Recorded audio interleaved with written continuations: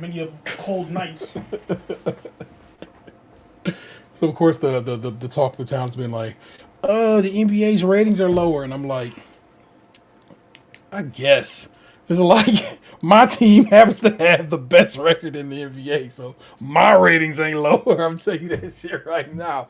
But I get it. It's a thing. And then I saw a TikTok the other day. And dude was like, "You want to know why y'all rating so low? It's because everything's on cable, and and the world don't got cable." And I'm like, "Oh yeah, right." Especially in this time of streaming and stuff. And it's like, yeah, if you want your ratings to be higher, you got to do like basically like the NFL, and that is have multiple games given on local TV. You know what I'm saying? Things people can get on just an antenna. And but that same TikTok was like, but you could also just use this to stream. And I was like, thanks. I've been needing something I could have in the pocket for stream for Oh, basically. I Huh? could have told you that. I have a couple sources. Fair.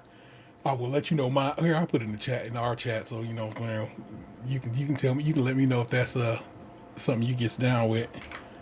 But like I said, I wasn't even aware, and so I just had to chuckle like bruh, it's like yeah, it makes perfect sense to me now. Once that man was explaining, like nah, bro, we don't. That's You my don't. backup. Oh, see, okay. It'll be my prime, but if you have a other one, you know, you let your boy know, homeboy. But that's just like I get why ratings are down, but also the game is great. It's like it's at like I feel like we're at peak NBA basketball right now. Motherfuckers can do so much, and I really enjoy it. People are like I'm sick. They sick of people shooting threes. I'm like I don't know who could be sick of watching somebody shoot a dope three ball. Because when you see somebody shoot that bitch and it's wet, just like the cleanest shot you ever seen in your life, you're like, how could you not enjoy that? But when they're not hitting them and they're shooting 45 of them, the game is fucking unwatchable. Fair. That cup game that they had on the other day, I think it was like the Thunder, the game the Thunder won to advance. I forget who they played. Okay. But it was like one of the worst NBA games I can remember watching in recent memory. Wow. I was just so like, I was sitting there wishing I was doing anything else. But like my brothers were over and we were all watching it together. I was on my phone playing from the most of it because every time like I'd be watching it and it was just brick. Like I'm like, you're all jacking up threes and not a single one of you fuckers on either team is hitting one of these things. Yeah, now see that's at least wild like to in the 90s when they would brick, at least like, you know, every now and again they'd throw it down to Patrick Ewing and I'd see like a post move or, you know, something. It's just like now it's just pick and roll, drive, kick, swing, three, brick. And it's just rinse and repeat. Or it's like, you know, fast break, stop, three, brick. And I'm just like, when they're hitting, yeah, cool. It's cool as fuck. But when they're not, it's just like it's Jesus Christ, do something else. It's weird to me that we don't, not we, because actually we do kind of get some down low play because we got a couple of big tall motherfuckers on the team. So whatever, what are they supposed to do but get down low? But they also will get out there and shoot some triples. It was the Rockets. Yeah, I just looked it up. I was about to say, but yeah. If it's just gonna be that, I don't even understand. Like I understand a heat check.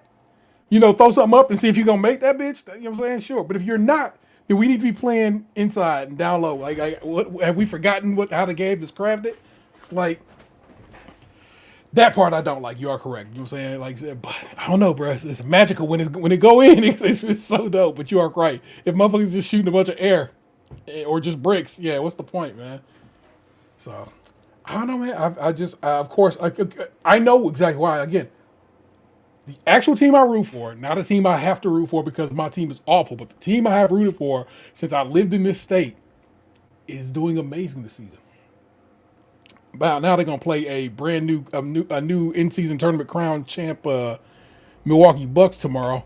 So we'll see who feeling juiced, or if they ask us, well, maybe they're a little tired because they've been had to play some tournament ball. I don't know, but I'm excited to see Giannis come through and see what we can do against them because they're coming here. So I believe that's a home game. Is that not?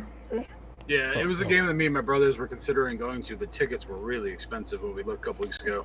Yeah, people love this Matenda Kupo and some Dame time and so forth. So excited to see what we do. We only played them once this season, and it was that a tight game? I feel like that was a tight game. Or am I just wrong? And it was a blowout, and I'm just missing it.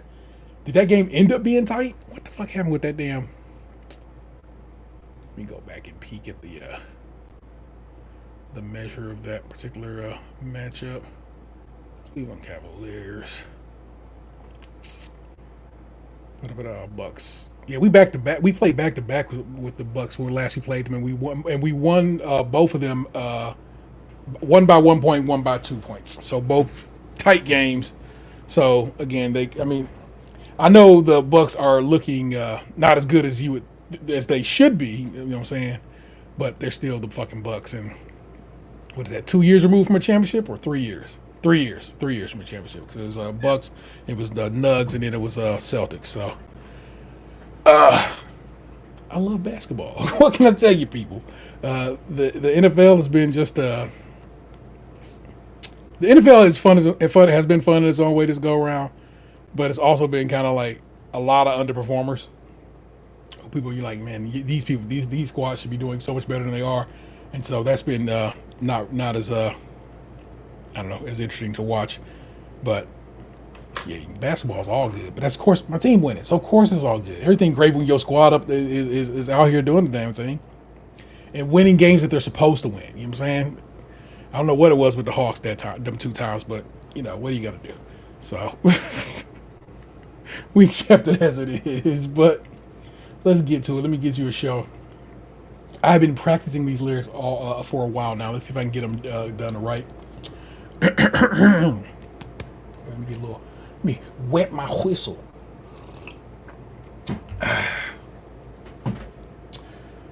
What do you think what do you think would happen? You wait on it like a laxative. Life is just like a settlement waiting for you to cash on it. Life is just like a bike. If it don't move unless you pedaling. Less about who is better and more about who blessing them. Softer than gelatin. Peanuts to elephants. You dumb as a box of rocks if you think it's irrelevant. My granny been popping Zanny since CBS met the nanny. My mammy Danny, she chippered the Annie, and I'm not talking to family, but I've been dreaming of fishing since I've been watching the Grammys. And I'm here to stain like the shit in your panties. I need some standing ovation since y'all can't seem to understand me. I might look fly in the Matrix. I hope I'm sticking the landing. No need to bring fall back in August, September. You should just fall back in. Wait. Who wants to clear the fog and all the smog in your mirrors? When you could just fall back in. Wait. Delete your call log and clear your agenda. And you should just eat what's on your plate. What's good? Welcome to it. It's episode 559. And we're the ideal choice for listeners seeking an optimal blend of all around. All around. I probably cancel out the rest of this. All around. We'll go with quality is what should be there. I don't know what I erased out of that bit of statement, but it's all good. Welcome to the Stage Crunchy Book. I'm your host, Interstate with 713. George, my best friend, Lunchbox 2099. What's the good word, sir? Man, I wish I knew, but CEOs are getting popped left and right, and so they haven't sent out any memos lately. Whoo! I did read somewhere, and I don't know if it's true or not, that some manager got stabbed up somewhere in Michigan. Yeah, so. Michigan. Supposedly it was by an employee who'd only been there for 2 weeks. Damn, could you imagine? What kind of boss was you? You got yammed up by somebody that quick, right? So, we outside, you know what I'm saying? Standard affair, you know what I'm saying? One news story. Somebody of the assholes, Box takes some stuff about his life. I take some stuff about my life. Takes some entertainment news, and we slide out. It's a relatively well-performing, well-oiled machine, you know what I'm saying? We get it to work most of the time, and there you go. This is our final show of 2024. We won't be back until the new year. So it is that. New year, new us. Well, to some degree, I guess. But yeah, the body regenerates all its cells and so forth over a period of time. It's definitely a new us. So we all to the great. But your local news, because that's what I likes to give you, is as follows. Let me pull it to this side of the screen so I can at least be staring toward the camera. Pop. Superman trailer debuts, and there's plenty of Cleveland in it. Joey Morona on the byline, Cleveland.com. Cleveland, Ohio, look up. It's a bird, it's a plane. It's the first teaser trailer for Superman. DC Studios released the first extended look at director James Gunn's new movie starring the Cleveland-born Man of Steel. The 2-minute, 20-second clip opens with David Cornsweet's Superman crash landing in the snow and bleeding. He flashes back to his life as a mild-mannered reporter, Clark Kent, at the Daily Planet, where he works with Lois Lane, Rachel Brosnahan. He then recalls a tender moment with his adopted human father, Jonathan Kent, Pruitt Taylor Vince, in Smallville. Krypto, a dog from Krypton, finds him, and the superhero asks the pup to take him home. Bursts of action follow. Superman saves little girl's life. He breaks out of a glass cage. Green Lantern, Nathan Fillion, that's actually, well, he is a Green Lantern, but he's not the Green Lantern. Nathan Fillion shoots lasers out of his ring. And Hawk Girl, Isabella Merced, I think she's from Cleveland, right? Ain't that Dora? I had to look that up. Maybe. I have no idea. Flies through the air to escape a fire-breathing monster. We also see Superman battling a masked villain at a baseball stadium, Mr. Terrific. A building collapsing on top of a bridge. Superman and Lois kissing while floating, and of course, Superman taking flight. The video also provides audiences their first look at Nicholas Hoult as Lex Luthor, Edie Gathegi as Mr. Terrific. There you go. Can confirm that is Dora. Cool, thanks. I remember she's from Cleveland because you told me you were at a bar and she was at a bar, and the bartender was like, "She's from here," and blah blah blah. He's making. That's how I put those two together. The clip portrays. Yeah, I remember she was underage at the time. Correct. I remember that very vividly. It's weird that she was at a bar. It was not a bar. It was a Mexican restaurant. Oh, fair I enough. was sitting at the bar, and the bartender was very pleased she was there, even though she was underage, if you know what I'm saying.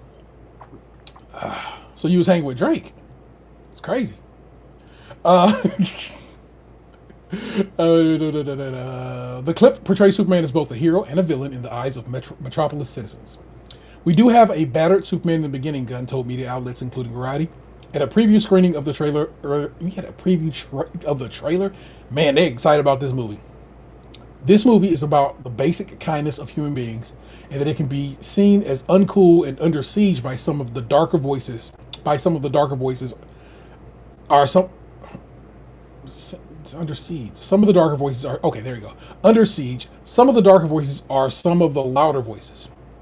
The trailer was accompanied by a new official description of the film. In his signature style, James Gunn takes on the original superhero in the newly imagined DC universe with a singular blend of epic action, humor, and heart, delivering a Superman who's driven by compassion and an inherent belief in the goodness of humankind, Warner Brothers wrote. The production spent part of 6 weeks in Northeast Ohio this past summer. Keen observers will notice Terminal Tower, Key Tower, Progressive Field, Public Square, the Detroit Superior Bridge, the Arcade, and Headlands Beach State Park featured in the trailer. The Leader Building at E6 and Superior appears as the Daily Planet. Working on an estimated local budget of $37 million, Gunn, Guardians of the Galaxy trilogy, and his crew also shot scenes at Cleveland City Hall, PNC Center Plaza, and on the roof of the old May Company. The project, though, was primarily filmed at Triller Studios in Atlanta, with additional scenes shot in Cincinnati and Norway.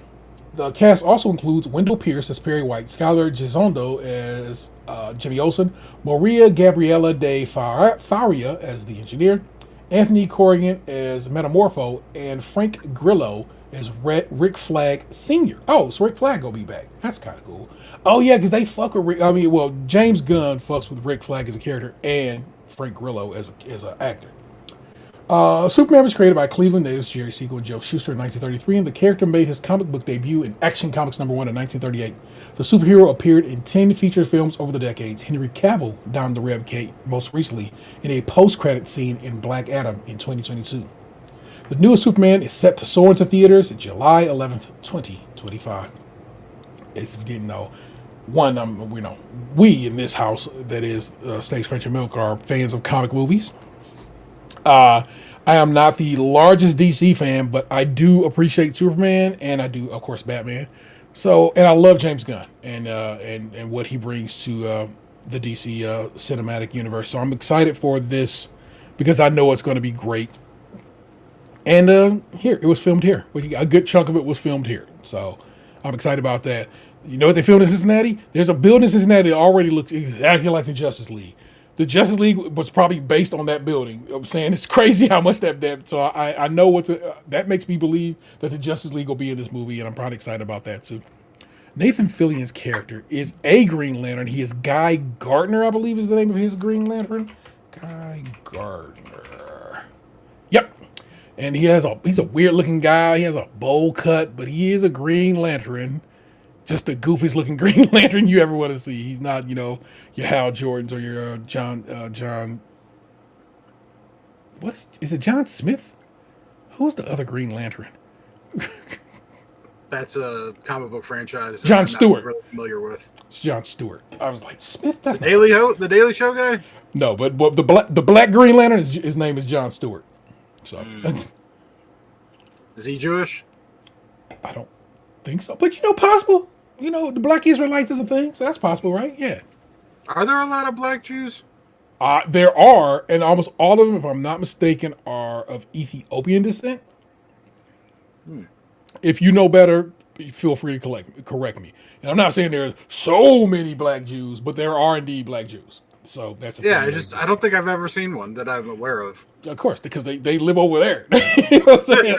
The other side of the planet. You know what I'm saying? They're not really kicking it in these streets. You know what I'm saying? Most of the Jews in America are of European descent, are like old school Eastern European Jews. We don't really have a lot of the brown skinned Jews of the Middle Eastern variety here. You know what I'm saying? So. But that was our news story for the week. It's in the show notes if you want to give it a read yourself. But let's slide it over to my man Box. I have to pull up his video. There we go. Let me open this up. Why are you not? There we go. Also pulled down today a new segment I think I'm going to put for this fence situation. I'm unhappy with the way I've been unhappy with this fence situation since I first made this video. So I'm again, this video, probably going to New Year, you'll have some new videos to take a peek at if you watch the show. Also, the show does go up in video form on Spotify. If you have Spotify, you can watch the video over there. And of course, it's up on YouTube when all said and done. I had the episode that is to go up today, should have been up already, rendering a bit ago. And it took so much longer than it should. But that's just how it goes down, y'all. But let's introduce Box's segment with this video clip. I hope it's like the Wonder Years where like you got me like playing in the front yard by a white picket fence, and then like me looking lovingly into like my crush's eyes as I kiss for the first time, and then all of a sudden I'm getting on a boat to war. And then, I thought it would involve books in some way, story time, but damn. Wow. Yeah, I mean, I guess reading Rainbow works too.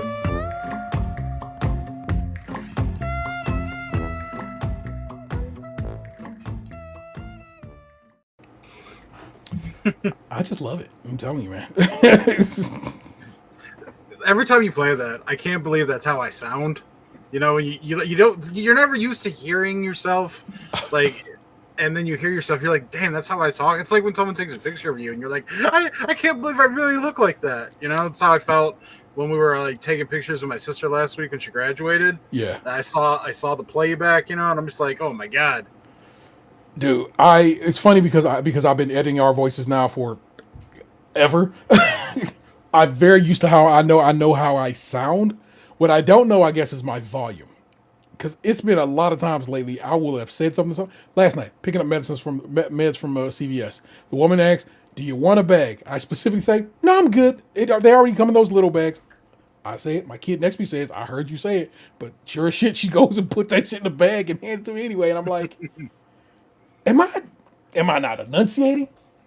Am I not hitting the right volume? What is going on? Because it happens too much in life. I will have it happen when I write emails at work. I'll write an email that I think is the clearest, crispest email ever.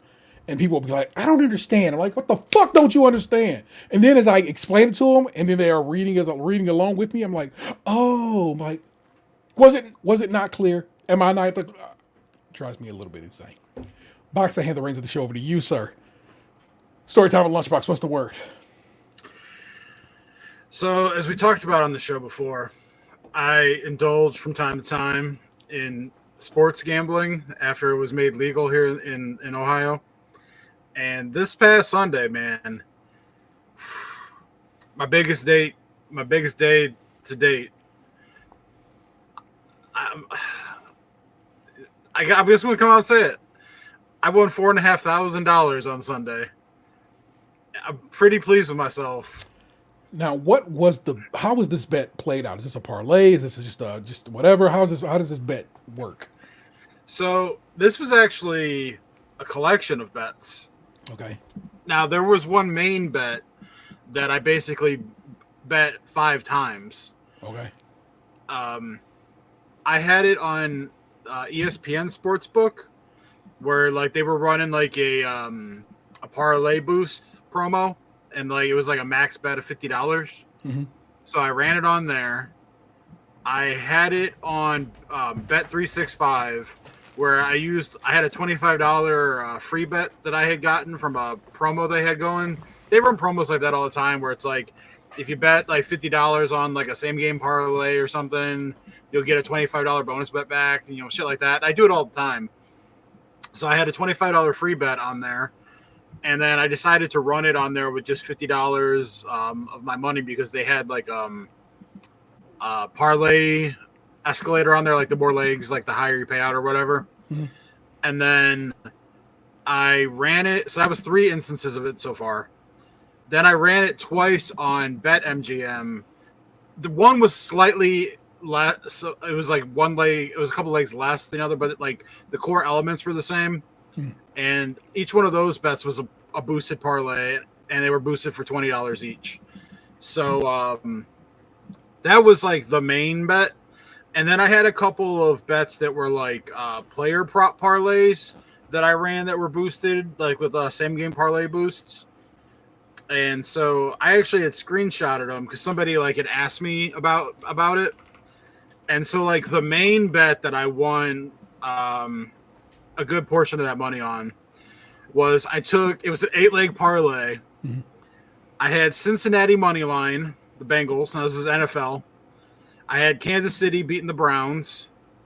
I had the Ravens beating the Giants. I had the Commanders beating the Saints. I had the Jets beating the Jaguars. I had Tampa Bay Buccaneers beating the Chargers. I had the Buffalo and Detroit game going over 54.5 points. And I had the Denver money line. Okay. Yeah. That Denver money line was a wild boy, right? The Commanders Saints one ended up being crazy. Like the Commanders were up the entire game, and like I wasn't watching the game. I was just watching the Browns game because we had Browns on the one channel and Bengals on the other channel. So like, and I don't have like NFL Red Zone or whatever. Yeah. And like, so if I wanted to watch one of those games, I would have had to have gone to one of those sites that we talked about during the NBA's cold open, which did end up happening at one point.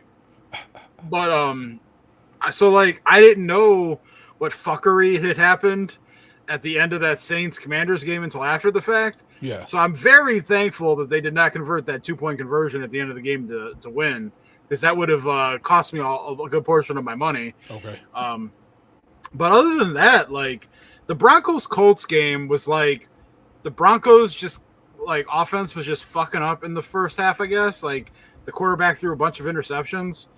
But, like, the Colts weren't really doing anything either. Like, they had one, like, the quarterback, I guess, had run for a touchdown at one point. Yeah. And then I saw that, like, the Colts running back had, like, broken a giant run of, like, 80 yards for a touchdown.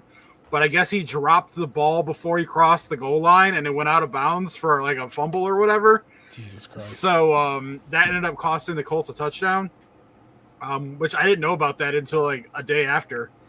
But so like it came down to like I was watching the Buffalo Lions game because it was on like Channel 8 here, and like they were like 42 points at halftime or something. So like I think that the over hit with like 7 minutes into the third or something. Mm-hmm. So I was like, all right, cool. Let me see what's going on elsewhere. And like it's hard to bet on Baker Mayfield because one game the dude can look unbeatable, and then the next game he could throw 3 interceptions and have 2 fumbles, and like it'd be like the most winnable game ever, and he just blows it. So like the Buccaneers, I knew were the better team, and they should have won, but like Baker was kind of like playing with his food some in the first half. Like he had thrown an interception, he was keeping him in it, but then he just hit some fucking crazy throws for touchdowns, and they pulled away easily. Now the Broncos-Colts game was the game that I pulled up on my phone and was watching on one of those sites, and I was getting nervous because like the Broncos would like start to do something, but then they wouldn't really get anywhere.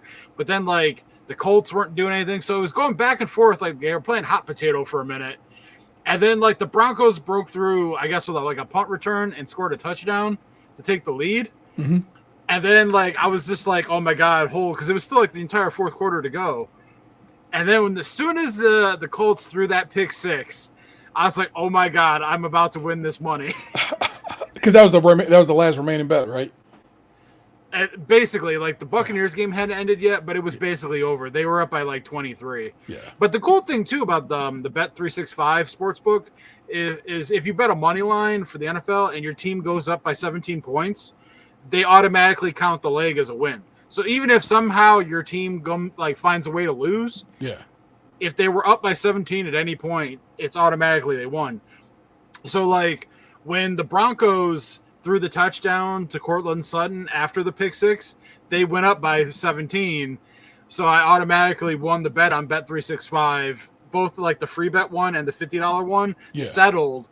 So I instantly got like $1,800 while the bet was still going on the other books, because the other books don't do that same thing. Yeah. So I was still sweating out the bet, but at that point I was already in the profit. Like it didn't matter. The funny thing about it though was like I don't generally like to cash out bets, but like I had, like I said, like $140 of actual money on that bet spread out amongst the 3 sports books. And so like I was trying to cash out the free bet one on Bet365 just to lock in profit, so that in case somehow like the bet ended up losing, that I would have covered my buy-in for all the bets and I would have still left with a little bit. So like I hit the cash out button, but then when I hit it, they rescinded the cash out. Then I hit it again when it popped up again, and then they took it away again. So like I tried to cash it out twice for like $280 or something. Yeah. And each time they like took it away when I tried to accept it. But then, like I said, I ended up winning the bet. So the free bet one that I tried to cash out for $280 ended up paying out like $640. Yeah. So they cost themselves a couple $100 by toying with my emotions. Then so like I had like I won $300 on a same game parlay on the Jets Jaguars game. Yeah. Where I had like Jaguars receiver Brian Thomas Jr. to get over 50 yards, Aaron Rodgers to throw for over 225 yards, the Jets to win, and for Travis Etienne to have over 20 yards rushing. And like he had 65. Rodgers ended with 289 passing because the Jets defense couldn't stop anybody. Brian Thomas Jr. had 105 yards, and the Jets ended up pulling it out at the end. So that was a nice win. I won 113 on a similar bet on a different sports book, whereas like I had Rodgers over pass yards, Jets money line, Brian Thomas Jr., and then Tank Bigsby, the running back for the Jaguars. I took him under 53.5 yards, so that hit. But yeah, it was a nice day. Now the couple days since then, I've had a couple bets here and there, but like I've given a couple hundred of it back already. Yeah. But like I haven't. Yeah, it was basically like a couple boost and hit. I haven't done a heavy amount of betting in the last couple days, so I think I lost like 100 something on that NBA Cup game the other day because it was like all the sports books are running a boost for Shea and Giannis to each get 30 points, and like neither of them fucking hit it. Like Shea had like one of the worst games of his career, so I lost like because I bet like every single boost on like that every sports book that had it, so that shit adds up. So yeah. And that was basically like pretty much all I bet that day. So I've had a couple of like red days, but like nothing substantially crazy because I've been busy with work and other things. So, but yeah, that was a nice. it was nice to get that cushion. And like I've come close a couple times this NFL season where like I had like 7, 8, 9 leg parlays where like one thing happened and it like I had bet like, I know this is gonna sound crazy, but I put $100 on like a 9 leg parlay like a month ago, and I lost it by 1 leg, and it was like 1 leg in the final 2 minutes of the fucking game.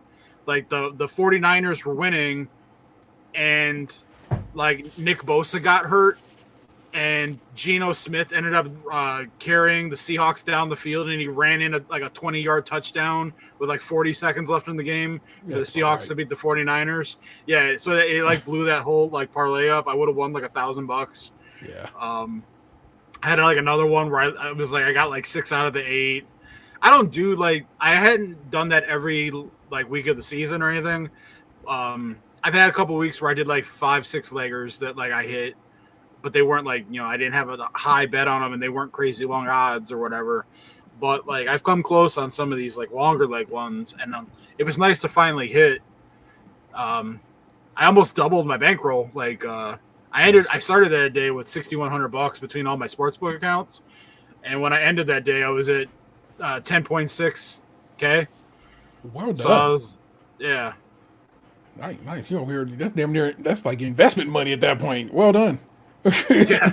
And I told my dad about it, and he like started like trying to talk to me about what I was going to do with it. Like, I haven't like I've taken out some money from those accounts, and it was like some of it was to buy those Magic cards when I got back, you know, a little bit, started dabbling my toes again into Magic earlier in the summer. Yeah. And then to cover the trip to Philadelphia. Yeah. And that's it. I think I'm told I've taken out like $3,000 in 2 years. Yeah. Everything else is just still sitting there in the sports books. Yeah. And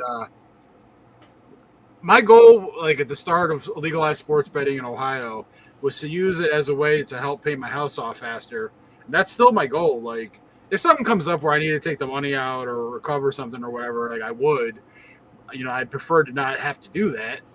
But you know, it's there as an emergency fund, I guess, if I need it. Yeah. I'm not like looking to like now that I have more money on there necessarily starts like doing like $200-$300 bets or whatever, because you know I'm not balling in it, but some of my bets have gone up a little bit where I'm betting like more to like where before it was more like $10 to $25. Now they're more like 25 to 50, depending on which sports book it's on, how much is on that account, what promo it is, you know, what I feel like doing on any given day.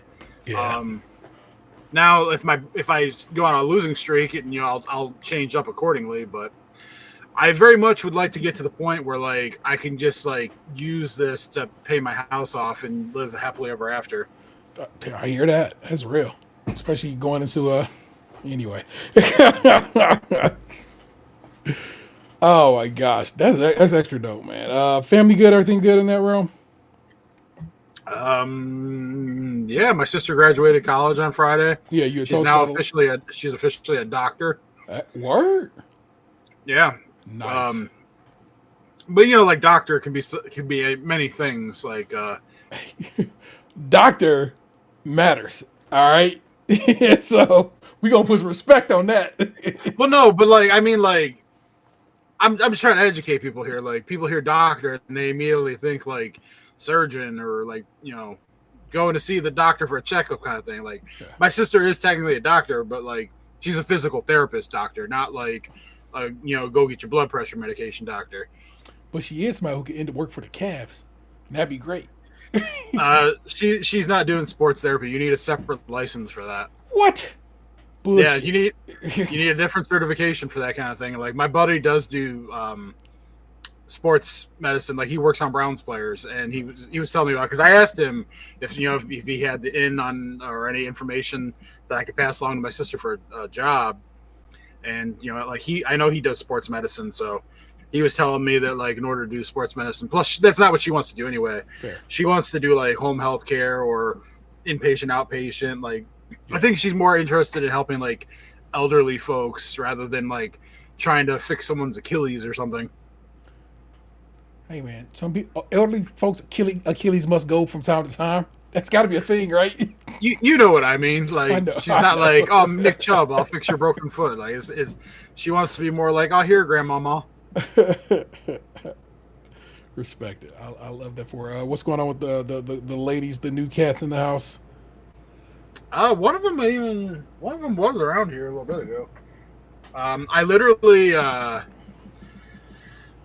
let's just say, I came into some other money in addition to the sports betting stuff, and I used a portion of it to buy a litter robot. You did get the litter robot. Excellent. I picked it up today. Like, I actually took it out of the box like an hour and a half ago. Nice. It's not plugged in yet. That'll be done at some point, probably later this evening. But I did buy a litter robot, so we'll see how that goes. The guy at Best Buy, because I tried to go pick it up earlier. Like, I bought it a couple days ago, and like I know I said that I called off work today earlier. Or I may have told you that. I told you that. Yeah, my bad. I called off work today. I wasn't playing hooky. I legitimately did not feel well today.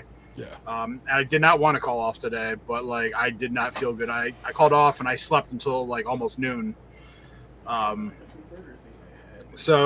I had to get up and go run errands in the afternoon because somebody had bought something from me on eBay yesterday, and they're like, "Oh, can you send it out as soon as possible? It's a Christmas present for my son." And I was like, "Fuck, even though technically my shipping and handling time made it so that I didn't have to technically mail it out until Christmas Eve. Yeah, I try to do these people a solid, so I packed it up yesterday evening, and then when I felt well enough to get out of bed today, I went ahead and I took it to the post office, and then I picked up that order. So I bought the litter robot, but I also bought. You got a pro one, the Elite Series Lovely. 2. It was on sale. I saw the IGN Deals account tweeted it out, and so like I've been running this hand-me-down one for like a couple years now, and like the Xbox button on here doesn't work. Okay. And like I'm wearing off the rubber on the joysticks and stuff, and so like I've wanted a new controller for a while now, and so that one was on sale for like $120, and then I had $60 in Best Buy credit sitting on my account, so I went ahead and redeemed that and put it towards it. So I paid like $60 for the controller, which is normally like 170, 180, something like that. Yeah. And I went ahead and bought the litter robot, because I've been wanting to do that. So, yeah, I not planning on doing too much in the way of vanity purchases at all. Like, the controller is probably it. I went ahead and used some of the money, too, to prepay for my lawn care for next year. So that's all taken care of. So, yeah, like, I bought something for the cats. I bought, some prepaid some services and splurged on a $60 controller that was on sale, normally like $180. Other than that, we're BAU, looking forward to the holidays. I think I have to do like a little bit more Christmas shopping because I forgot a couple things, but I'll take care of that over the next couple days. Other than that, just trying to get to the end of the year. Can't get sick now because I burned my last sick day today. So, and what we got? 19, 31, 20. What's that? A dozen days left in the year. You can work through that. You can push through any of that. That's a dozen actual days, and so that's what is that? 10 regular? No, what? Not even 10 work 7 days. work days. Yeah. So you'll be fine. You got that.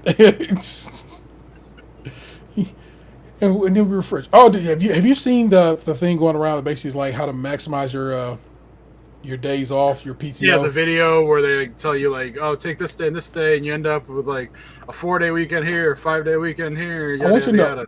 Just like my Teeny's recipe for making macaroni and cheese is pretty much my recipe for mac and cheese.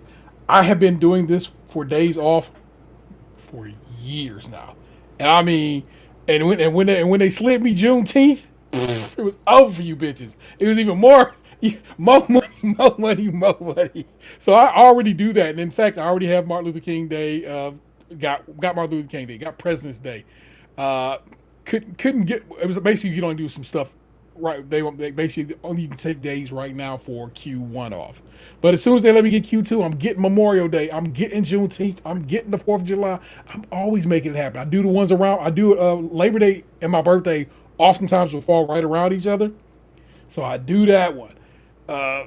It's like I said, I gets down with the get down. That's how I've been moving. So it was just, it's new to somebody else. It's old news to your boy. Like I said, I was like, that's how it should be. So I've been trying to max out my my PTO in that regard. So that happened years ago. I took a day off, and my boss was like, "Oh, what?" She said something like, "Two will get you 20" or something like that, or whatever, some turn of phrase. And I was like, "What?" And she goes, "That's a holiday after that." And I go, "Oh, no way, I can do that." Once I figured that out, it was over. I was like, I would always request around a holiday to expand my time. So I love it. I eat it up, and you should be doing that if you're not doing it. Assuming you work in an organization that gives you Fed days off, take advantage. Only one we don't get off is Indigenous Peoples Day, and I guess I can just force the issue and take it myself. You know, just put some respect on the people whose land this is. Maybe I'll do that this year, as I consider it. But that was your story time with Lushbox. Let's slide into a little tea time. What has been going on with me? This past weekend, my kid took the ACT. But they took the ACT in Maple Heights, because that's where the ACT was. So I had to go all the way to the other side of the globe, compared to where I live. I live on the west side of a west side suburb, and so I had to go far. Far is a bullshit ass story. 20 minutes away on the 480, but it's still the other side of the damn. You know what I'm saying? It's still the east side. So basically, you know what I'm saying. So I had to get up and go over there, and I was like, I'm not going my ass all the way back home. You know what I'm saying? I'm like, so what am I? What school was the test at? Maple Heights High School. Oh, okay. Yeah, home of the Mustangs. So I feel like that's a common school mascot. It's got to be, right? But they got a sweet little Mustang statue there, and on the side of their stadium is right there as well, and it just says Mustangs across the back of it. It's a real cool picture. I'll send you a picture right now, in fact, because I happen to have taken a picture whilst I was there. And so I'm over there on that side of town. I'm like, what the fuck I'm about to do? And I'm like, well, I can run some errands. And so I went to a Target over there to discover it's a weird size Target. It's like it's a tiny Target. I don't know if I've never seen one before in my life. It's the smallest Target I've ever been into. Yeah, I went into the one in Woodmere the one day. Yeah, it's like a convenience store. Bigger than a convenience store, but still small as fuck. You know what I'm saying? Yeah. And so I went in there and got some. What did I got? I got some soap and some stuff. And I needed a notebook because also that day after. So okay, did that. Went to Target. Was like, man, what am I do? I'm like, you know what? I should eat some breakfast. And 3 minutes from that Target is a original pancake house. So I went and had breakfast by myself.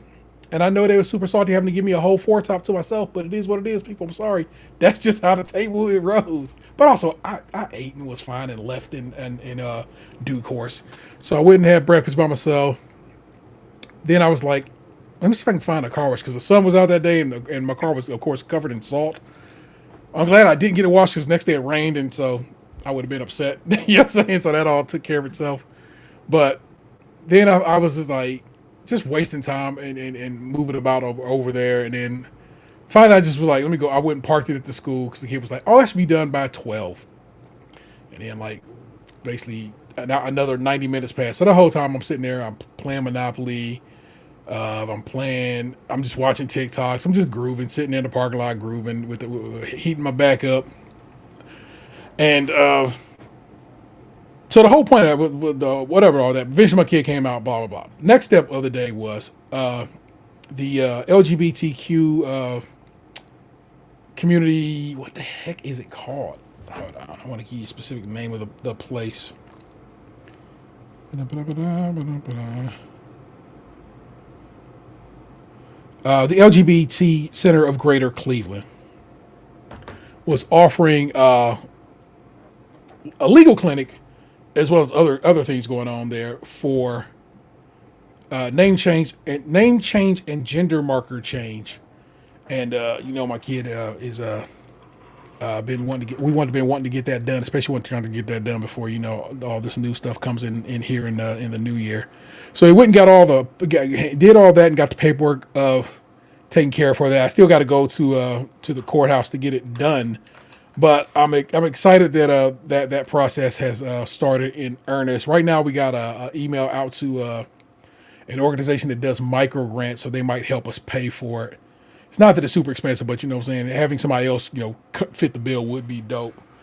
But that means my kid would officially have their name changed and their gender marker changed as well. So I'm excited for that. What else has been popping? I got the Christmas tree up.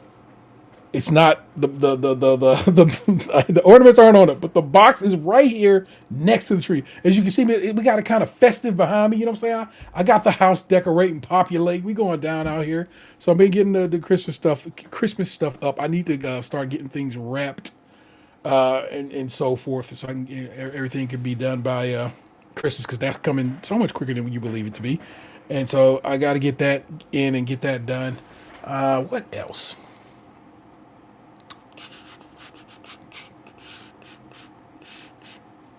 I think that's really about it, man. Kids, good family. I talked to my mom for like a stretch the other day. I was out driving. I took Vanessa to go get. She wanted an ice cream, so we went to end up driving to we were going to Dairy Queen. The Dairy Queen in my town is closed for renovation, so we drove to the one a couple of cities over, or a city over, and as we was driving home, all of a sudden I can't tell you what it was, but something rang in my mind and said, "Call your mama." So I called my mama, and I talked to my mama for a stretch, and it was just nice to chop it up with my mom's, and she is doing well, and everything goes well with her as well. So that's dope. So life is good, people is good, and we outside, y'all. I could have swore, now that I think about it, that we have. Well, we'll get there in the situation. But that's what's going on with T. You know what I'm saying? You want anything else? Worry not. I can tell you anything else you need to know. All seems good right now. Bless up for me and mine, and you and yours, and that's what's up in the streets. I am sipping on this lightweight fancy ginger beer that I got from World Market the other night. As you can tell, this can is slightly small, right? My hand ain't that big. It's like a 11.16 fluid ounces, so it's not a full 12-ounce can. It's a ginger beer called Sosa the Soda. It's supposed to be all natural and good for you. I didn't buy it for that. I just saw a ginger beer, and I love ginger beer. This is made with beet sugar, pear juice, fermented ginger juice, ginger extract, tartaric acid, juniper berry extract, chili extract. It's not spicy at all. Natural mushroom extract to protect quality, and it's not very good, but it's not awful, and so I will probably finish it. But it still stands that Goya brand ginger beer is the ginger beer for me. It is spicy, it is tasty, and it's the one you want to be drinking on if if you are a fan of a spicy ginger beverage. Take that from your man. He knows, okay? But that's what's up. Let's slide over to the mean streets of Reddit, where every week we visit the subreddit Am I the Asshole? And we discuss those matters. And look, this one has an intro too.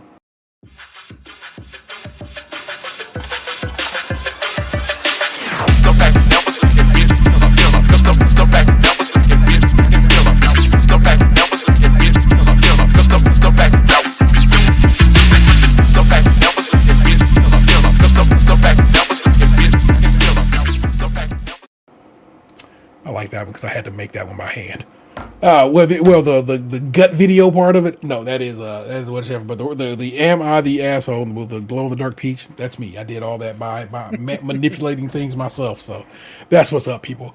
I got a couple for you this week. One of them, there's one, and then there's one with an update. So that's how you equal your three. Box they are as followed. Am I the asshole if I refuse to donate my PTO to a coworker I know will die? Damn. Yep. And the other one, am I the asshole for taking my biological nieces on days out and excluding my adopted nephew? Got you a couple of burners. Yeah, I'm still turned off that first one. Jesus Christ. You got to get that first. You got to have the first one.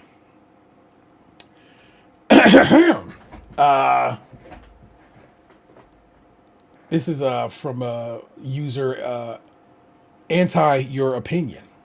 Am I the asshole? If I refuse to donate my PTO to a coworker I know will die. I work healthcare, and our department is pretty close knit. Not much drama or beef, surprisingly. One of our ladies we found out has cancer. Docs haven't given her the absolute certainty she's terminal yet, but I'm sure with her age and comorbidities, she's definitely going to be.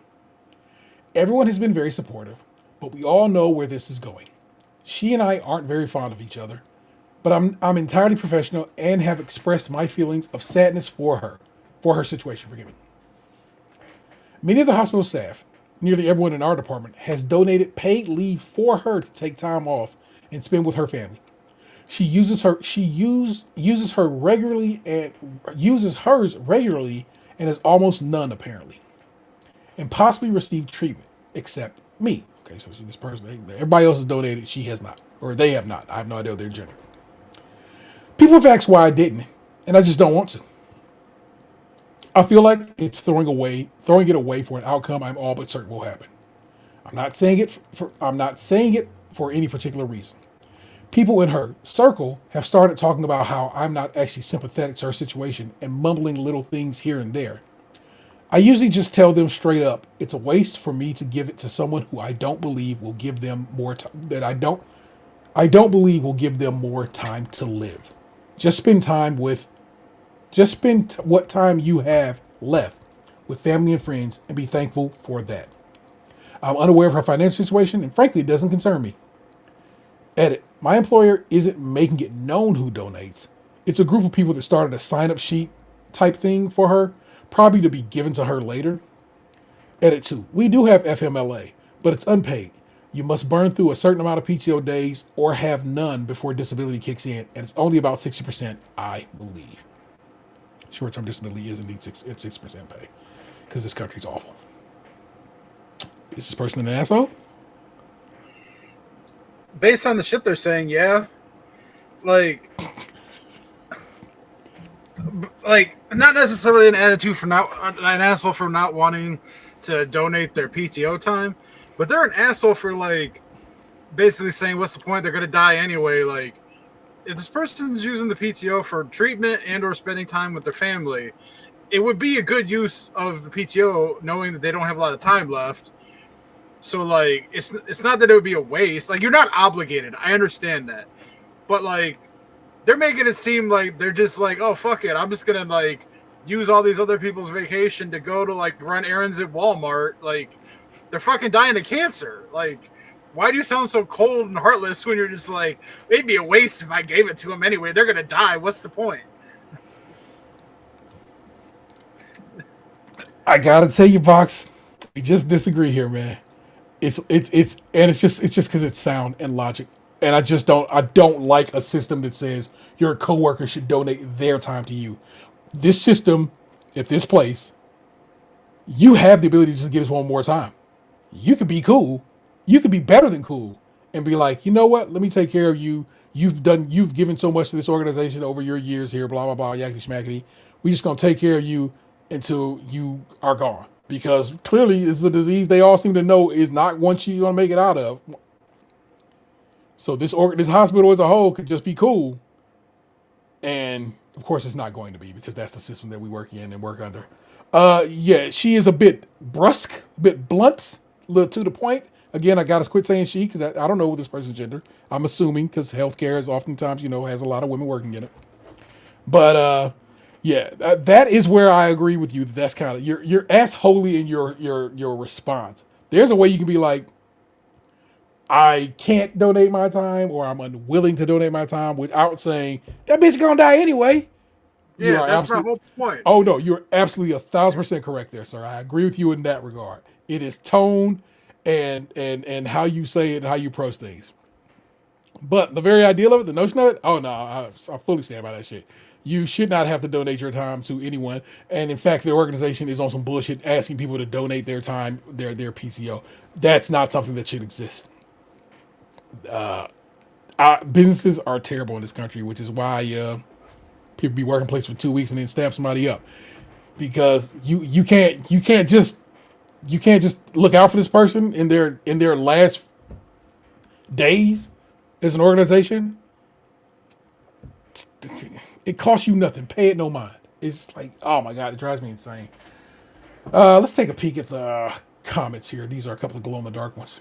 The employer is clearly making this information public so other employees can pressure their peers into doing something the employer should be doing instead. It's shameful. We work our whole lives in the U.S. and have to beg for time off and feel bad about it. Not the asshole. Now, no, that's not the case. The woman said the person said what was going on is that people are making a list of who's going to donate time, which is actually some bullshit too. Like, nah, man, this ain't who's going to help bring, meals to Debbie's house. Don't do that. And then somebody responds to that exactly. No reason they could not give her paid leave. They just don't want to. Exactly. That's why this is so upsetting to me. It's like your employer can do something about that. Oh, here, got another glow in the dark one. Not the asshole for not giving her your leave, but you're the asshole for the way you said it. Exactly what Box just said, y'all. You don't owe her your PTO. You aren't obliged to fund her, but it would be a nice thing to do. But you were an asshole for saying that it's a waste because you think she's going to die. Just because you think she's going to die doesn't mean she's actually for sure going to die. You're calling it a waste also makes the remainder of her life seem like a waste. I don't believe it. I don't agree with that. Whatever. It's a waste of this person's time, but it's not a waste of that woman who is dying's time. This isn't kind of true, and people aren't going to agree with that unempathetic stance. Especially because you work in healthcare. Calling it wasteful also discounts the favor your coworkers are doing by donating. Again, no, it does not. It just doesn't. That's factually an accurate thing that this person is saying. You could have just said you couldn't donate for financial or personal reasons. True. The coworkers don't need to be involved in your finances, and you could just have chosen not to disclose information or explanation at all, and that would be fair. What you said was the worst possible option. To which Dan agrees, to which I agree. You was real fucked up for how you said that, but not for the overall notion of donating one's time. You're good. You're in the clear there. This one, I don't know. It piqued my interest, so we'll see if it's actually if it ends up being good. If it doesn't, my apologies. Am I the asshole for taking my biological nieces out on days out and excluding my adopted nephew? Just taking that. Does that seem like this person is an asshole?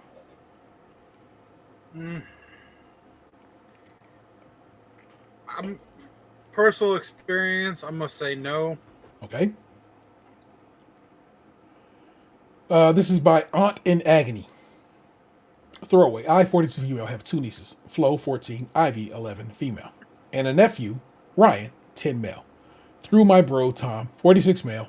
And sister-in-law, Kate, 45 female.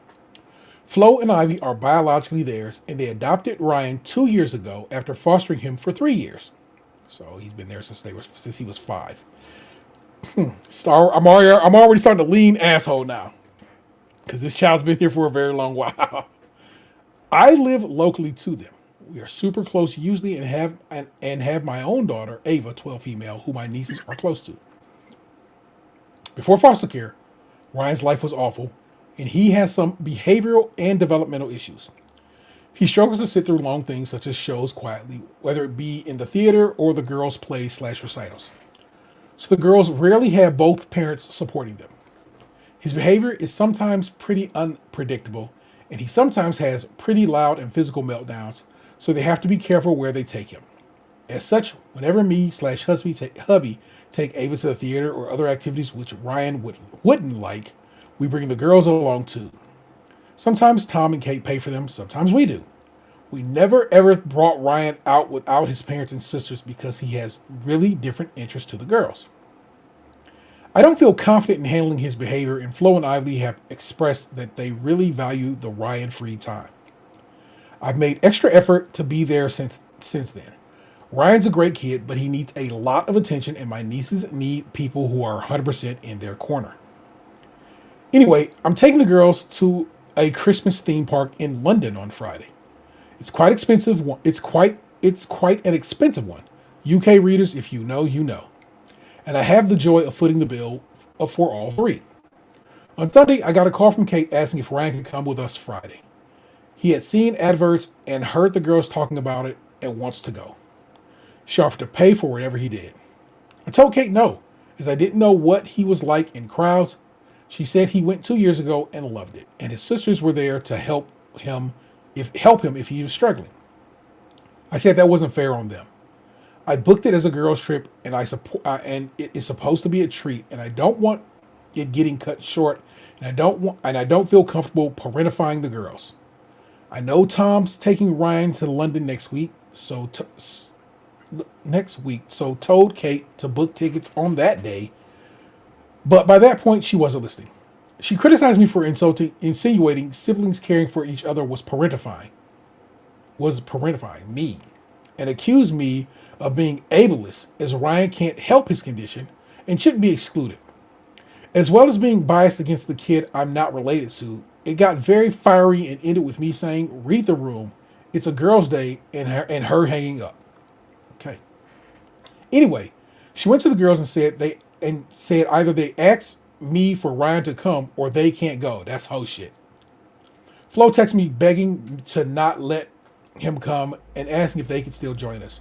While Ivy is more torn up as she doesn't want her brother to be left out, but also doesn't want to risk her day being ruined. My mother, Tom, and sister have contacted me saying I should bring Ryan as to not show favorites and to be inclusive. Husband's on my side. Am I the asshole? No. I was wondering how this was going to go, and now that I see how it's going, no, this person's not an asshole. Somebody got to look out for them girls, and I guess it's going to be their auntie. Box, what do you think? Yeah, I mean, it's tough, but, like, you know, I think her stance is understandable. Like, I mean, there's been things that I haven't been included on, but, like, I'm not, like, a adopted kid, but, like, I have half siblings. They have their own grandparents. Like, yeah, you know, I'm not always privy to everything that they do or the treatment they got. You know, I know it sucks when you're a kid and you don't understand it. And, you know, you wonder why, like, you're not a part of it or whatever. But, like, as you get older, you kind of understand, you know. And I guess this trying to force someone to do what you want them to do is generally a losing battle. Yeah, for certain. Edit to answer a few frequently asked questions. Tom, Kate, and my husband are all working the day of the trip. I took PTO, and Kate and Tom had childcare arranged. I do spend quality time with Ryan. We live a 15-minute walk away, so go to their house often. Me, Ryan, and Tom, if he's around, build a lot of Lego, and it's a shared hobby, and I get him a new set every birthday and Christmas. And it's a running joke as he spends a lot of time guessing which one. I like the quality time as it's accessible and his parents are around. I just book days out around my daughter's interests, which happen to be the exact opposite of his. She's a really artsy girl who likes theater, shopping, museums, movie nights, and slumber parties, while he's into Lego, video games, and anything martial arts. Edit 2. Thank you so much for everyone who commented, an absolutely crazy number. Here's a link to the update on my profile for those interested. And so I do have the update. Am I the asshole for taking my nieces out on day trips, but not my nephew? Well, that blew up. Front page is wild. Thank you to everyone who commented. Currently on a break at work, so gonna quickly update. Shit has hit the fan, basically. Remove the previous update as I was too sleep deprived to do the title properly. Your comments made me realize that I am right to not bring Ryan. It's not safe with just me, and especially after reading comments from people who have special needs children / siblings who have had to pull all children out of days out. Okay, as there hasn't been enough adults. I'm not doing that. The girls also deserve to do things that they want. I will also make a conscious effort to do stuff with Ryan. I'm going to suggest to Tom that me and him take him to Legoland when they reopen in the spring. A recap of characters. Me, 42 female. My daughter, Ava, 12 female. My brother, Tom, 46 male. His wife, Kate, 45 female. And their kids, Flo, 14 female. Ivy, 11 female. And Ryan, 10 male. The new players are my husband, Ben, 43 male. mine and Tom's sister Mia, 40 female, and my mom, 70 female, who we will just call Mom. Because of the character limit, I could not elaborate on a few things. I do spend quality time with Ryan. Just don't take him on days out. We both love Lego, which Ava doesn't, so it's great to have someone to bond with over that. And we live 15-minute walk away. We see each other quite often. It's usually at their house, as it's easier to shepherding one kid rather than 3. Sometimes he'll pick to hang with the girls, where they will play an activity they all enjoy, like Mario Kart. But most of the time, he'll pick to hang with me. He is one of those kids who thrives hanging with adults than other children, which is why his parents endorsed the girls' day, as it meant they get 2-to-1 time with him. He gets on with his sisters, as they are both super calm and kind girls. But most of the meltdowns arise from confrontations with other kids or his sisters wanting to do something that he doesn't like. Some examples include Flo playing music in her room or them picking a movie he doesn't want. Obviously, when they do a vote, the girls' pick usually wins, as there are 2 of them, and he gets stressed out a lot by other kids at school. Kate and Tom encourage the girls to be empathetic and let him have his way, but I think that means the girls sometimes lose out. He's got some friends at school who he has frequent play dates with, especially when the girls are out of the house, and he's friends with Mia's 2 sons who are 10 and 8, and sometimes gets invited to go to laser tag with them. But they live slightly further away, and as it's on weekends, Tom or Kate are always there, as they have to take them. Okay, so we got that full brunt.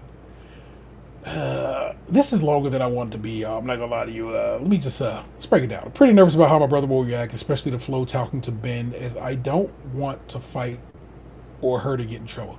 I'll mention that she said what she said, but not, damn it, then I gotta find out what she said. People, it's long, and I want to read the rest of it. I'm just gonna be real with you people. It's there. It's in the show notes. You can find out how this all wrapped up. I'll read it myself because I'd like to know how it wrapped up. I just don't want to keep reading it. It's a lot. So that's your ammo to assholes. No, I don't think this woman was an asshole. I also think it's bullshit her sister's pressing her about, you know what I'm saying, well, if he can't go down, they can't go. That's whole shit. Don't be that person. Be better, okay? But that was this week's Am I the Assholes? Let's slide on over to the realm of entertainment. Box, what you been watching, playing, reading, any such this week? Before I get into that, the Golden State Warriors are currently losing by 51 points. We was whooping their ass by when we played them recently. It happens. They sometimes just don't got it in them, which is why I don't think they are the championship caliber squad people were kind of trying to cheer them on to be.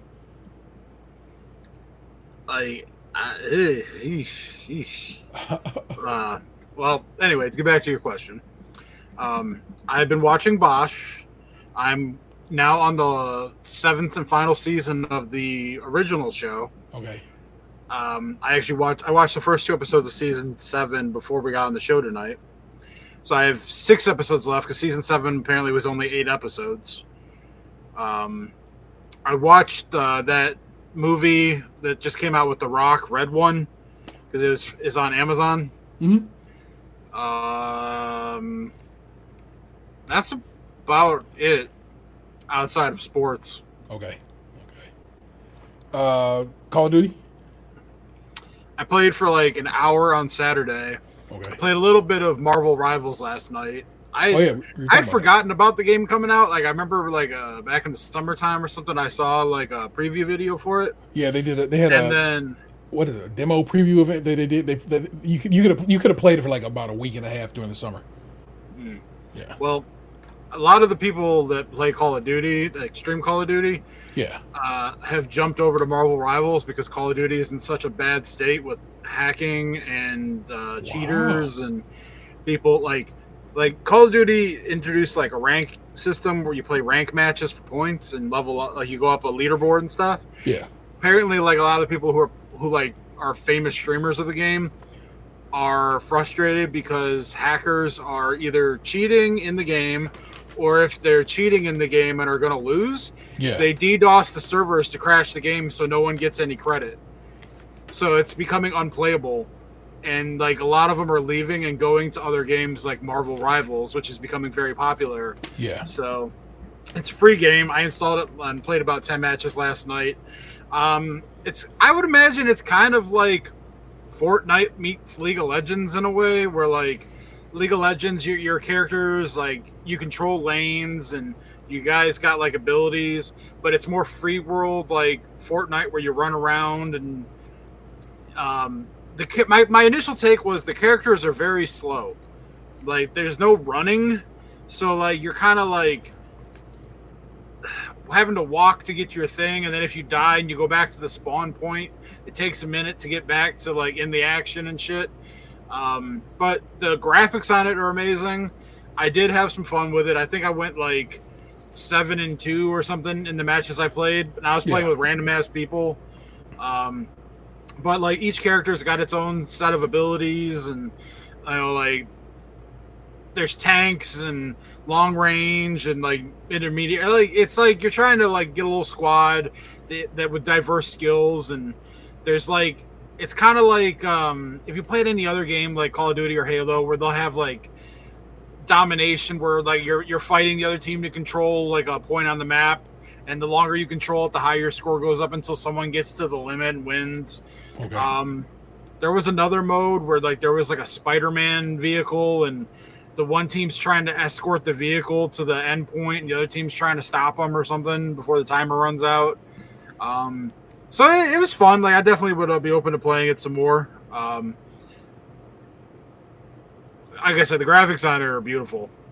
It's like an Overwatch like is what I've been, you know, what I've read about it. So I kind of get that vibe.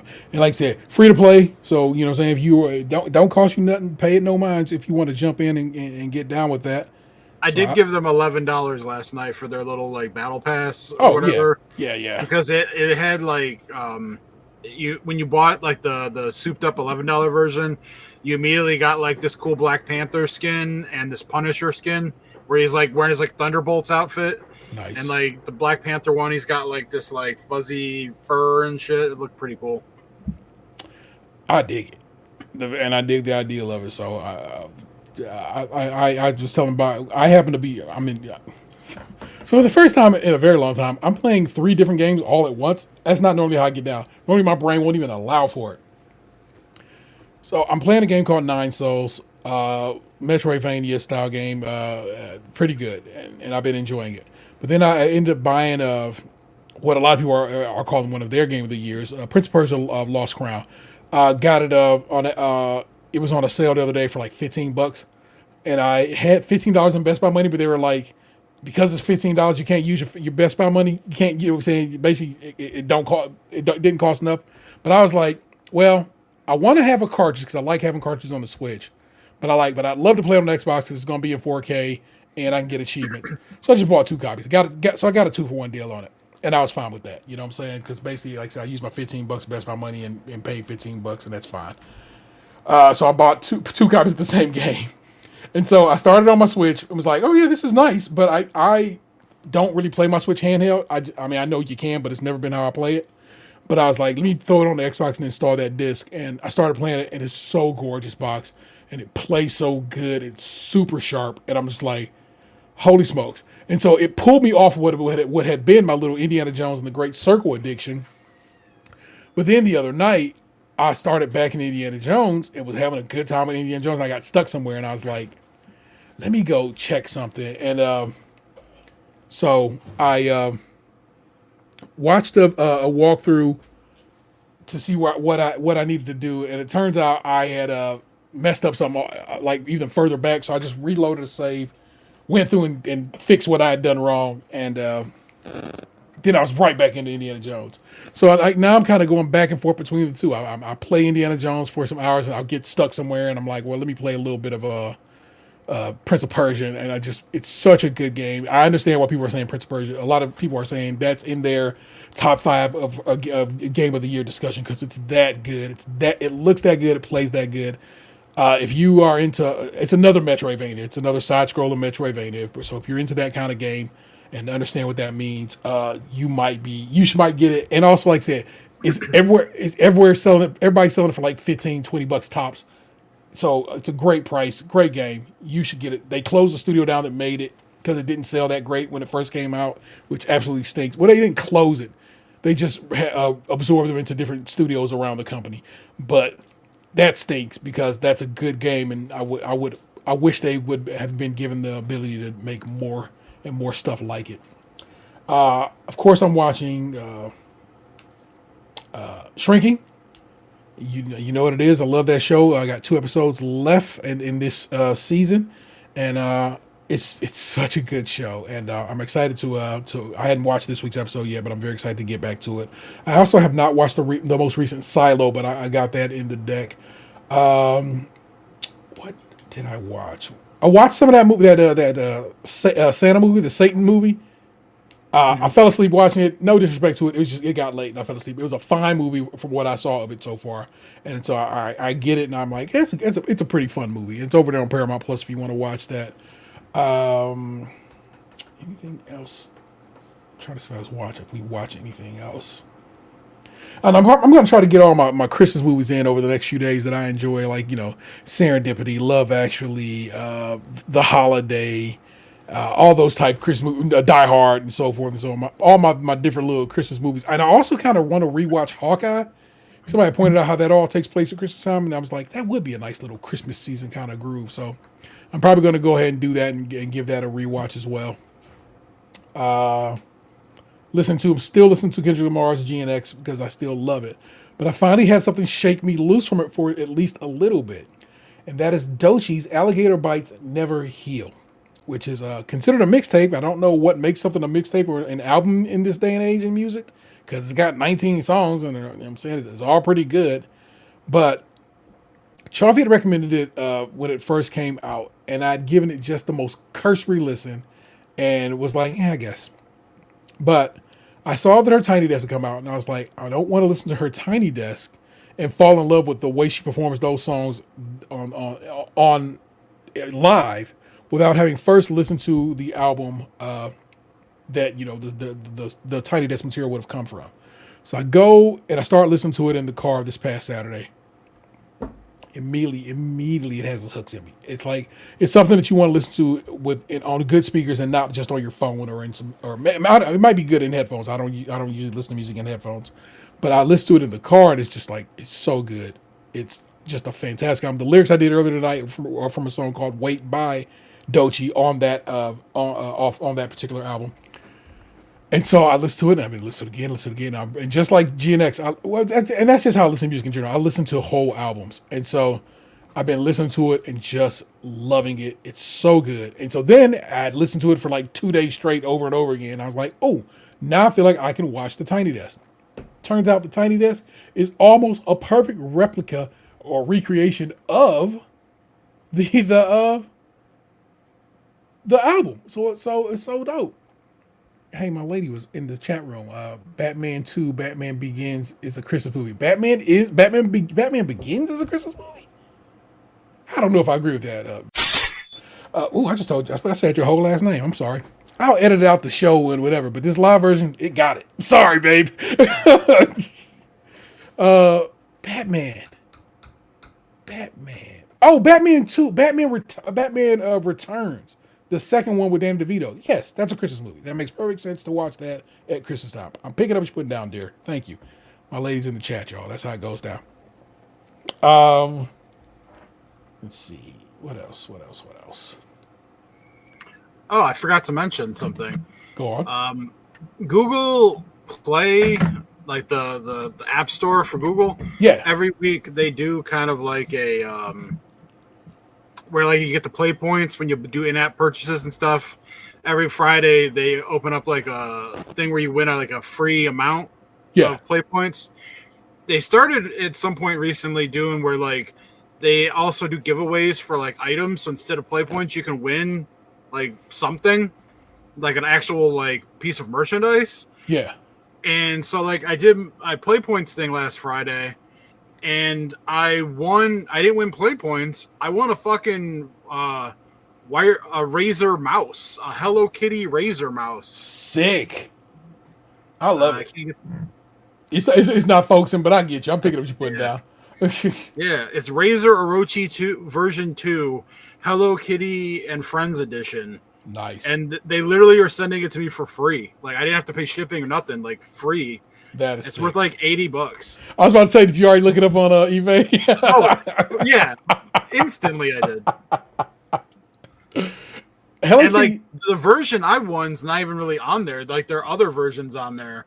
Yeah. So like I might have like a more rarer version. Nice. Hello Kitty stuff sells for amazing prices. Vanessa had been showing me a couple of TikToks of people going into Home Goods and TJ Maxx style stores and hiding Hello Kitty shit to come back and buy later to resell. So basically, the move is to go to one of those Home Goods stores and just check everything. Check the baskets, check things, or check where you think you'd hide something if you were trying to sell it. Also, apparently people have been hiding stuff underneath shelves in Targets and Walmarts. So we should be checking under, if you want a toy or something, go to where the toy should be and lift the bottom shelf up. And I'm like, that is crazy. That's a thing that people are in there discovering old Pokemon cards and so forth and so on that are probably aren't even in the store database anymore to be purchased. But yeah, the world is weird. I mean, I get it. You know what I'm saying? Sometimes you ain't got the bread on you. So you know, I hit a hard drive once at a Target. There was no way I was going to go back to that Target. So it was like on the other side of town. There's no way I was going to go back to that Target to get that hard drive. Why did I hide it? Why did I convince myself that, yeah, I'll come back and get that? Because I wouldn't. I wasn't. I didn't. So that was some whole shit on my part. I did that with a Mega Man action figure one time when I was a kid. I put it behind, because I was with like my stepmom and like my siblings. And so it's like I didn't have the money, and like they weren't gonna just buy it for me. Yeah. So I took it and I hid it behind like a Power Wheels box. And then when I was back home with my grandmother, we went back to that Kmart and it was still there. So my grandmother bought it for me. Sick. Love it. Love that. See, sometimes it does work out. People, we're not out there being shifty, shiflonious cats. Just, you know, it goes down sometimes. Sometimes you got to do what you got to do. Sometimes people just be doing some dirt and hiding shit because they're gonna resell it, and that's not cool. So. Be cool. Or the move is, it's like a cookie jar, right? And they'll go hide the lid somewhere. So people will go look at it and be like, I'm not going to buy this without the lid. And then, of course, they'll come back later, find the lid, find their little lid stash, and they'll go buy it. I dropped off a package at the post office today. There was an eBay item that I bought at a Target to resell. It was a AEW Cody Rhodes action figure that I bought on clearance for $20, and I sold it today for $42. I find it fascinating what appreciates, you know what I'm saying? What goes up in value. There's a record I wanted to get Xander, and I ended up buying the wrong one. Hit the record store, it's an online retailer, and be like, hey, sorry, I clicked the wrong link and I bought the wrong record. Could you just switch me over to the other one? They're like, nope, we can't, but I sent your money back. I'm like, sir, I didn't even need that. You could just let me keep the record I paid for, but whatever. So I was like, let me go look it up and see how much it's going for. If I bought it from the record store, $40. Not bad. eBay, $100 at the low end. That's what everybody's selling that record for. And I'm like, all of you are bastards, and I hate you for it. Well, the cool thing about it was there were actually 3 of those figures on clearance that day. I bought all 3 of them, and all 3 of them are exchanged. Nice. Every one of them got flipped for like 40? One of them got flipped for like 55, but it was trade. Okay. And then the other 2 got sold on eBay, yeah. Okay. Respect it. The hustle is alive, and I can't be mad at people for hustling. Especially because I've had a couple of eBay hustles myself. So they were on clearance. People had plenty of time to buy them. Yeah, it's like it didn't come around to the point where they put the yellow sticker on the Target. That's your doing. But you know how it is. You just sometimes you don't even know. You know, you be like, oh shit, I didn't know this was here. So it plays out like that, y'all. Let's see. That's about it. That's all I've been really watching and playing. You know what I'm saying? But highly recommend Dochi's Alligator Bites Never Heal. It's Grammy nominated. It's nominated for Best Rap Album at the Grammy. So even people who I guess who are in the know it's a really good album. And so I think you like it, Box. It's kind of singing, kind of rapping, a little bit of everything. It's very enjoyable. Yeah, that's it, people. You know the deal. Please rate, review, subscribe, and share the show wherever possible. Go subscribe to us over on YouTube and our Instagram if you are so inclined. If you want to support the show financially, and they got a few bucks to toss away. Consider joining us over on Patreon. We're at the $5 tier, get extra content each month and early access to new shows. They have the soon-to-be-released Creme Patisserie's Great American Baking Show Holiday 2024 Celebrity Edition already. It's there for them to enjoy. Well, the rest of you got to wait till next week, till Christmas, the day before this show comes out. So,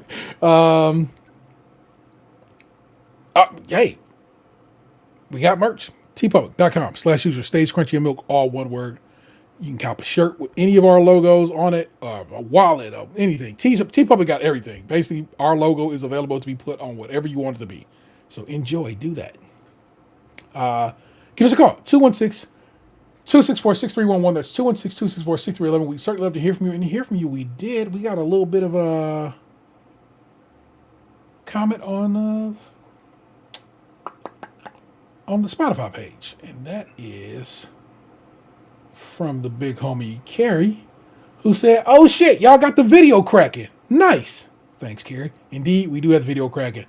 And we've had the video cracking for a while now, at least over on YouTube. But now, of course, I can now post it up on Spotify as well. And guess what that means? It means I now only edit one thing, and that is the video. I add the video, and it gets posted on YouTube, and it gets posted on Spotify, and that is it. Now, I will have to edit me saying my lady's last name out of this episode, but the edits are pretty simple at this point. We were actually pretty good at doing this show live. We've not messed up and said where we work or, gave our social security numbers out. So we're pretty good at doing this operation, walking the tightrope that is live. So that is what's calculating over there. Thank you so very much for your support through all of 2024. Thank you for being a listener. Thank you for being a watcher. Thank you for all that you do for us. Thank you to our patrons, of course. Your support means so very much to us and really does indeed keep the show running. And we're grateful for you for that. Thank you, of course, to the homie Ant for being a part of this operation. I know you haven't been able to be a part of it recently, but you are still, here and always in our hearts and present in our minds. Thank you, Dan, for always putting in the effort to come through and be here.